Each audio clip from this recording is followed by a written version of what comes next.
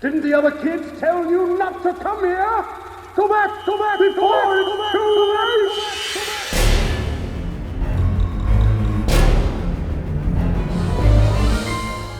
At the heart of horror, there has always been more than spooks and scares.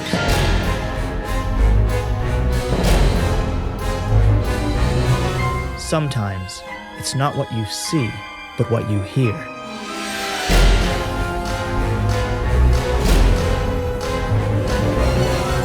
Welcome to Sound Scary. Each week, we talk to the artists, the musicians, the fans, the people who haunt the shadowy corners of your mind. Join us as we delve into the deepest, Darkest. and most unforgettable earscapes. Welcome to Sound Scary.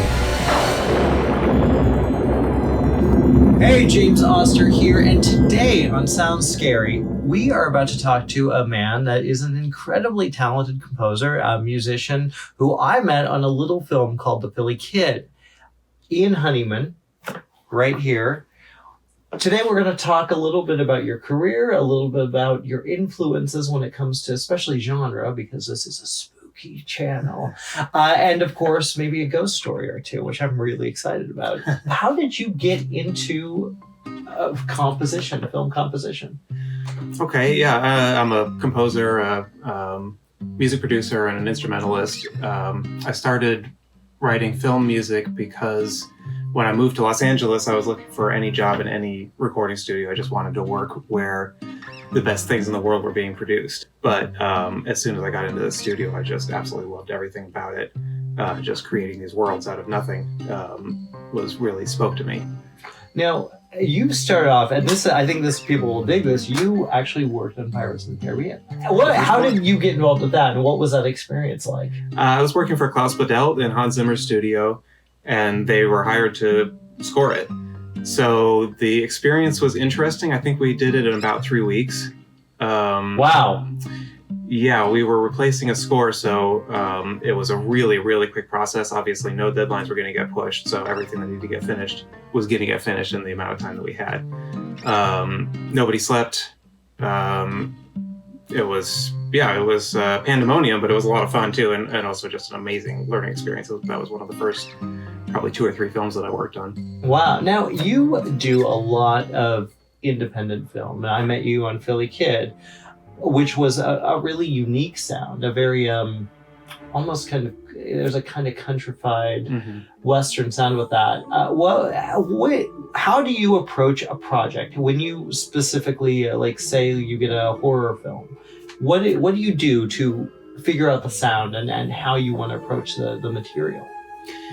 I'm looking for the characters and what's the basic thing happening with the character. What journey are they going to go on, and what's the larger scope of the story? And then I try to find a way to represent those musically and find something that's sort of memorable that we can go back to over and over again, which pulls the audience back in and reminds them what story they're looking at, what the context is of each scene, and kind of enhances every scene. One of the things I've noticed about your filmography or your resume is that you have a lot of genre. What attracts you to doing a horror score or a sci-fi score as opposed to, say, a more dramatic score? They're just a lot of fun. The stories are fun. I get to use kind of unusual instruments. I like using a lot of unusual instruments in my scores. And whereas for drama, it's usually good to go with a few fairly simple classical instruments. When you go into horror or sci-fi, a sound that nobody's heard before is perfect. I do want to talk a little bit about genre too, especially because this sounds scary. For you, I walked in today, you were watching The Shining. We were talking a little bit about The Shining, and something I didn't know, that it's not necessarily a score, which I actually wasn't aware of that. Can you talk about, tell how did that affect you? Tell us the story of The Shining. Yeah, so Wendy Carlos was actually hired to score The Shining. Are you familiar with her? I am, yeah. She's was an electronic music pioneer. So she was hired to score it, but I think Stanley Kubrick did this a lot, that he hired someone to score it and then threw out the score and used whatever attempt or, existing music. So for The Shining, he used these classical composers from the early 20th century, Bartók, Ligeti, and Penderecki, these sort of Eastern European classical composers. And these guys' music, it just is terrifying already. It's really dissonant, and the pieces kind of, a lot of them start very simple and just like unsettled, and then they just grow and get kind of more and more terrifying. That's what the music is already doing by itself. So putting this music into the film worked brilliantly, I think. Yeah, I always remember that opening shot, the car driving through this mountainous region, and the helicopter flying over and shooting this little car with a whoa, whoa, whoa. It's such a frightening sound, and I had no idea about the style. Now, is that kind of thing, was that an influence on you? Absolutely. I came from a classical background. I went to a classical music conservatory. So yeah, using this music, of course, I never thought about it at the time. I didn't realize that there was a difference between music that was written specifically for a film and music that was written anyway and then just used in a film. But yeah, it makes it's an interesting choice because it makes the film different. It has a different effect on the film. It's not really thematic like you would usually have thematic music that keeps on returning and reminding. Instead of that, it's kind of different every time, and even that is unsettling. The fact that musically you don't know what's going to happen. And also I think the fact that these are thought out pieces of music that were designed to exist on their own adds a huge dimension to the film, because it's not something that's just in service of the film. It's almost like a whole separate layer happening at the same time. Yeah, it seems like with horror, you are allowed, like you were saying, you are allowed to kind of experiment and go to weird places. I think of scores like The Shining, or one that always kind of creeps me out is the Sinister movies, and that whole kind of weird, just frightening tone that it gets under your skin. Yeah. What are some of the other influences when it comes to horror? Who did you aspire to be, or were you fascinated by? Well, some of my favorite horror music was the first Halloween. Is an absolutely brilliant, iconic score. It's just within 1 second you're in the movie. Yes. Immediately. The Exorcist is a really good one, and that's another one where he used music that wasn't written for it. But it's just right away, as soon as it starts, you know exactly where you are, and you're right in this film. How often do you think a movie is made by the score, especially with horror? It obviously plays a huge impact. These movies, because you have to create this world for the film. And the footage by itself might be creepy, but a lot of the time, not much happening is creepy. Yeah. That's how they get creepy. Yeah. Or the right lighting, but kind of the idea is not that something's happening. The idea is you don't know what's about to happen. So the music just plays especially in horror movies, plays a huge part in creating that atmosphere and that dread that you want. What's gonna jump out at me next. I feel like you said you get creative. You have to get creative. When you're doing it with Halloween, they had to invent a way to shoot certain scenes. They didn't have a real blueprint of how to shoot that opening scene. Right. Same with the music. Have you ever had to do anything like that as an artist when you maybe 51 or some of your other genre elements? Have you ever had to kind of, I don't know, experiment? Invent? Yeah. Absolutely. Every film is its own. Every film has to be completely unique. So doing things like that where one movie might have music sort of to make you terrified before something awful happens, and another might take it out to also make you terrified. One way or another, it's about what's going to work for that particular movie. So I've done things like, on one film, I built an entire instrument based on this instrument that I had seen this Turkish musician invented. And I loved the instrument, and it was perfect. It made these low, droney sounds that kind of by itself just reverberated, had these cello strings that were connected to springs, and it had this fantastic sound.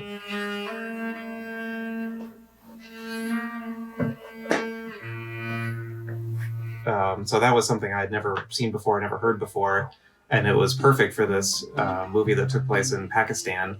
It kind of had a little bit of a Middle Eastern vibe, and then just an unsettling, like, aura to it. Nice. And that's that's one of the most fun parts about filmmaking, is finding these new ways of doing something that either nobody's done or it's just custom to that movie to make it really, you want to give the movie its own identity, especially with the music. If you hear the music 30 years from now, you want to think back to that movie, ideally. Yeah, of course. Now, there's one thing that we want to do here that sounds scary. And before, when we were talking about doing this interview, you told me a really creepy ghost story. There'll be food and drink and ghosts, and perhaps even a few murders. You're all invited.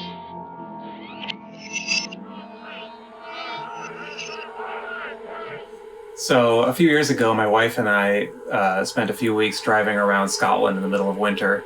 It was the perfect time to go. Nobody's around, and we could stay wherever we wanted. One of my wife's big priorities was to stay in a castle.